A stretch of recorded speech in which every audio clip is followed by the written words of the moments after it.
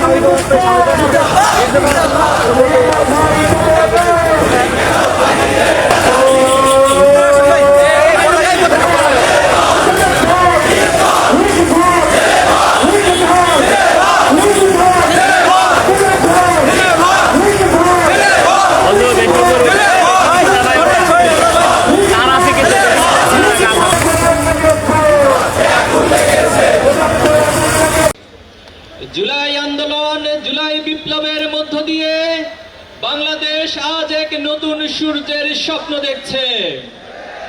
বাংলাদেশ আজ নতুন করে বেশিবাদ মুক্ত একটি সমৃদ্ধ বাংলাদেশ গড়ার জন্য প্রজন্মের এক জাগরণ তৈরি হয়েছে। আমরা কি জুলাইকে ভুলে গিয়েছি? জুলাইয়ের সেই শহীদদের রক্ত এখনো আমরা ভুলে যাই নাই। জুলাইয়ের আহত ভাইদের সেই কাতরানো দৃশ্য এখনো আমরা ভুলে যাই নাই। জুলাইয়ের দিনের হাসপাতালগুলোতে চপ চপ রক্ত পড়ার দৃশ্য এখনো আমরা ভুলে যাই নাই। শহীদ পরিবারের, শহীদ মায়েদের, বাবাদের কান্না এখনো থামে নাই। অথচ জুলাইয়ের গণহত্যার বিচার নিয়ে টালবাহানা চলছে। আজকে 1.5 বছর অতিক্রান্ত হয়েছে, আপনারা ধীর গতিতে জুলাইয়ের বিচার অতিক্রান্ত করছেন। এত এত চাক্ষুষ প্রমাণ থাকার পরেও এখনো পর্যন্ত একটি রায় দিতে পারেন নাই। আপনারা তো কোনো স্বাভাবিক প্রক্রিয়া ক্ষমতায় বসেন নাই, আপনারা তো কোনো স্বাভাবিক প্রক্রিয়া নির্বাচনের মাধ্যমে ক্ষমতায় আসেন নাই। আপনারা জুলাইয়ের শত শত রক্তের উপরে ক্ষমতায় এসেছেন। জুলাইয়ের রক্তকে যারা ধারণ করতে পারবে, জুলাই শহীদ পরিবারের আকাঙ্ক্ষাকে যারা ধারণ করতে পারবে, তাদের শুধুমাত্র এদেশে ক্ষমতায় টিকে থাকার ম্যান্ডেট থাকবে। আওয়ামী লীগের পুনর্বাসনের জন্য অনেকে প্রজেক্ট হাতে নিয়েছেন। আওয়ামী লীগ কি মানুষ না পশু? আওয়ামী লীগ মানুষ নয়, মানুষের প্রতি মানুষ দয়া দেখায়।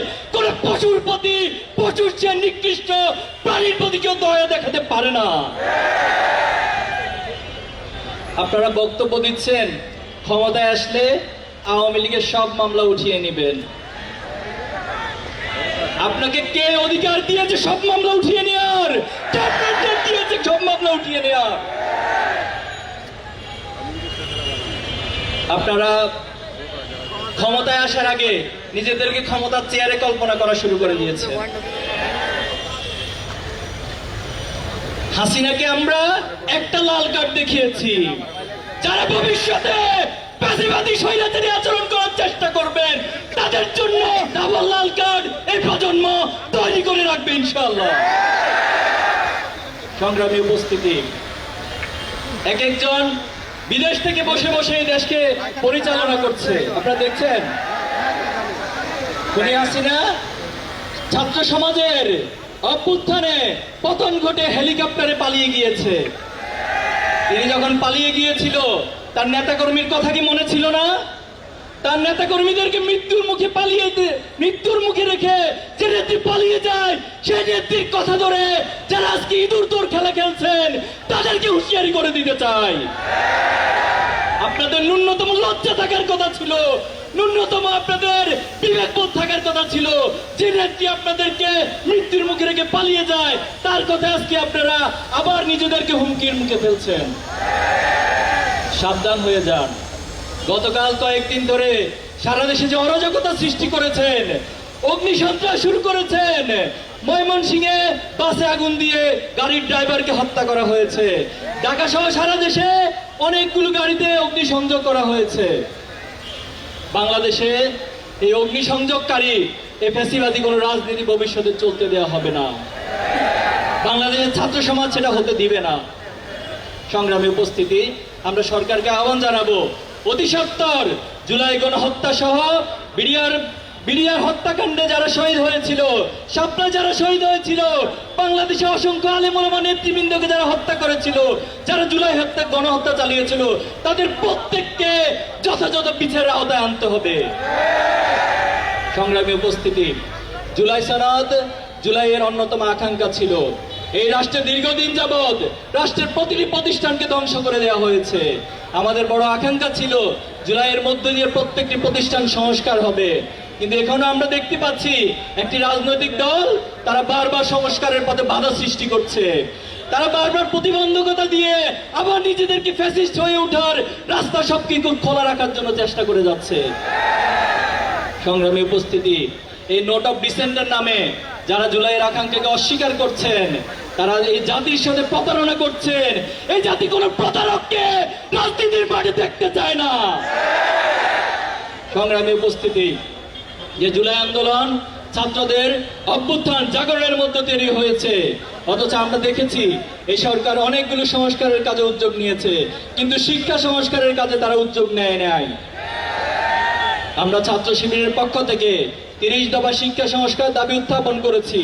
আমরা সরকারকে বলতে চাই, এর প্রত্যেকটি দাবি যদি বাস্তবায়ন করা সম্ভব হয়, বাংলাদেশের শিক্ষা ব্যবস্থা বিশ্বের বুকে বিশ্বমানের একটি শিক্ষা ব্যবস্থা পরিণত করা সম্ভব। আজকে যখন ডাকসু সহ বিভিন্ন ক্যাম্পাসে ছাত্র শিবিরের প্যানেল জয় হচ্ছে, তখন একটি চক্র হিংসায় তারা জ্বলে পুড়ে মরছে। তারা বারবার অবৈধ পন্থায়, তারা বামের পথে, ডানের পথে, নিচের পন্থা দিয়ে ক্ষমতায় আসতে চায়। তারা কখনো ছাত্র সমাজের ম্যান্ডেট নিয়ে কখনো ক্ষমতায় আসতে চায় না। আজকে যখন ক্যাম্পাসগুলো সংস্কারের উদ্যোগ নেওয়া হচ্ছে, এই ঢাকা বিশ্ববিদ্যালয়কে মাদক মুক্ত করার উদ্যোগ নেওয়া হচ্ছে, তখন একটি চক্র সে মাদকাসক্তদেরকে মাদকের অভয়ারণ্যে পরিণত করার জন্য মাদক কারবারিদের পক্ষ অবলম্বন করছে। আমাদের এই বাংলাদেশে যারা আধিপত্যবাদ কায়েম করতে চায়, তারা আমাদের ছাত্র সমাজকে ব্রেনলেস এবং মাদকাসক্ত প্রজন্ম হিসেবে গড়ে তোলার জন্য বারবার চেষ্টা করেছে। আমরা আমাদের এই ছাত্র সমাজকে মাদক মুক্ত করতে চাই। আমরা হীরক রাজার দেশের মতো কোন ব্রেনলেস প্রজন্ম তৈরি করতে চাই না, বরং মাদক মুক্ত একটি মেধাবী ইনোভেটিভ জাতি গঠন করতে চাই। এই জন্য যারা এই মাদকের পক্ষে অবলম্বন করবে, তাদেরকে চিহ্নিত করবেন, তাদেরকে প্রতিহত করবেন। সংগ্রামী উপস্থিতি, আগামী যে জাতীয় নির্বাচন অনুষ্ঠিত হতে যাচ্ছে, ইসলামী ছাত্র শিবির একটি সচেতন ছাত্র সংগঠন হিসেবে আমরা দাবি করছি এই নির্বাচন অবাধ, সুষ্ঠু এবং নিরপেক্ষভাবে অনুষ্ঠিত হতে হবে। আমরা প্রশাসন সহ এই রাষ্ট্রের বিভিন্ন জায়গা থেকে আমরা দেখছি তারা ফ্যাসিবাদী এবং একপাক্ষিক অবস্থান তারা গ্রহণ করছে। তারা আধিপত্যবাদ এবং ভারতের ইশারায় তারা তাদের কর্মসূচি নিয়ে মাঠে নেমেছে। আমরা বলতে চাই, প্রত্যেকটি জায়গা থেকে ফ্যাসিবাদকে নির্মূল করে আগামী দিনে একটি নিরপেক্ষ, গ্রহণযোগ্য, অবাধ নির্বাচন অনুষ্ঠান করতে হবে। গণভোটের বিষয়ে আমাদের ভাইয়েরা বলেছেন, আপনারা গণভোটকে ভয় পান। গণভোট নিয়ে এত ভয় কেন আপনাদের? যদি মানুষের উপর আস্থা থাকে, সাধারণ মানুষের ম্যান্ডেটের উপর আস্থা থাকে, গণভোটকে তো ভয় পাওয়ার কথা ছিল না। এজন্য আমরা বলতে চাই, জুলাইয়ের সনদকে আইনি ভিত্তি প্রদানের জন্য, জুলাইয়ের শহীদ পরিবারের আকাঙ্ক্ষা বাস্তবায়নের জন্য আপনাদেরকে অবশ্যই সরকারকে গণভোটের আয়োজন করতে হবে। গণভোটের মধ্য দিয়ে জনগণের প্রকৃত মতামত এবং আকাঙ্ক্ষার প্রতিফলন ঘটবে। সংগ্রামী উপস্থিতি, আসুন এই বাংলাদেশকে নিয়ে আমরা যে স্বপ্ন দেখছি, শহীদ পরিবার যে স্বপ্ন দেখছে, সে স্বপ্ন পথে আমরা অবিরাম ছুটে যাব। আমরা এই শহীদ প্রজন্ম হিসেবে আমরা বলতে চাই যে বাংলাদেশ গড়ার যে সুযোগ তৈরি হয়েছে, এই সুযোগকে আমরা হাতছাড়া হতে দিব না। আমরা প্রয়োজনে প্রত্যেকে আবু সাঈদ হয়ে উঠবো, আমরা প্রত্যেকে শহীদ মুক্ত হয়ে উঠবো, শহীদ আলী রায়হান হয়ে উঠবো, কিন্তু বাংলাদেশকে আর পথ হারাতে দিব না ইনশাআল্লাহ। আমরা আল্লাহর কাছে সাহায্য কামনা করছি। আল্লাহ আমাদের সহায় হন, এই বাংলাদেশকে আসুন বিভাজন মুক্ত ভাবে ঐক্যবদ্ধ ভাবে গড়ে তুলি। বাংলাদেশ জিন্দাবাদ, ইসলামী ছাত্র শিবির জিন্দাবাদ।